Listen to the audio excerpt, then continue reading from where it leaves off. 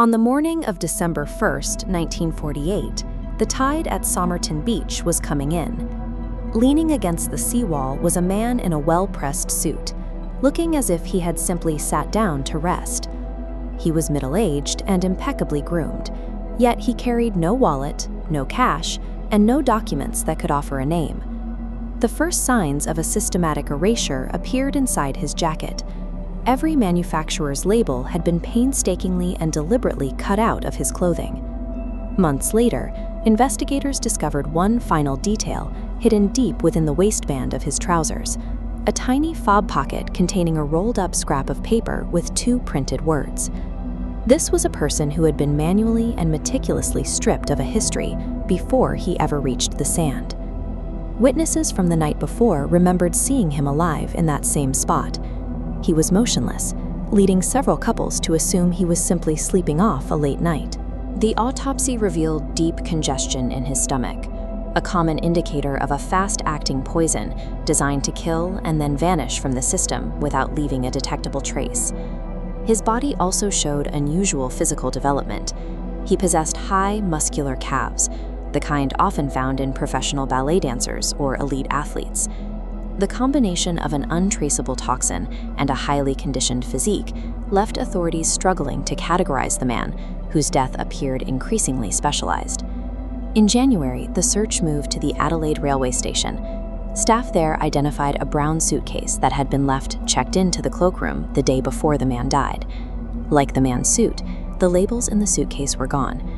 Inside were tools and clothing featuring American-style stitching and orange waxed thread not manufactured in Australia at the time. This brought investigators back to that hidden scrap of paper. It bore the phrase Tamám Shud in a very specific ornate typeface. Translated from Persian, the words mean, "It is finished." They were torn from the final page of the Rubaiyat of Omar Khayyam, a collection of poems focused on life's transience and the finality of the grave. The inclusion of a fatalistic, poetic message introduced a new layer to the investigation, suggesting the man's death was either a symbolic suicide or a staged execution. After a public appeal, a local man turned in the exact copy of the Rubaiyat the scrap had been torn from. He found it tossed onto the back seat of his car, which had been parked near Somerton Beach on the night of the death. On the back cover, police found a 5-line cipher, the second line crossed out. Codebreakers attempted frequency analysis, but failed. It matched no known system. Faintly beneath the unbreakable code was a simpler lead, an unlisted telephone number. The presence of a localized contact number alongside an impenetrable cipher moved the case firmly into the realm of professional espionage. In 1948, Adelaide was a key strategic point in the early Cold War, serving as the gateway to sensitive military testing sites. The phone number led to Jessica Thompson, a nurse who lived only 400 meters from where the man was found.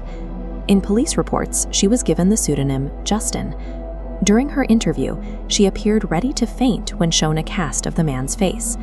Despite her reaction, she maintained that she had never seen him before and could not explain why he had her number. Her proximity to the Somerton Man was scrutinized alongside the local context, Adelaide's role in supporting the highly classified Woomera rocket range nearby. Investigators were left to choose between 2 competing theories: that this was a Cold War operative silenced for his secrets, or a rejected lover who chose a poetic end at a nurse's doorstep. For decades, the case remained at a standstill. That changed in 2021, when the Somerton Man was exhumed for DNA analysis and genealogical testing. In 2022, researchers finally announced a name. The unknown man was Carl Webb, an electrical engineer from Melbourne. His identity was surprisingly ordinary compared to decades of spy rumors. Webb had simply drifted out of public records in 1947 and disappeared.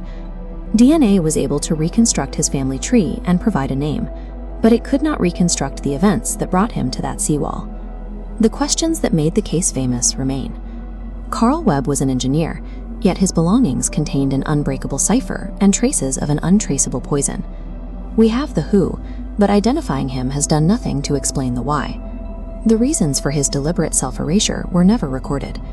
Carl Webb took the truth of his final hours to the grave. His name is now known, but the silence around his life remains total.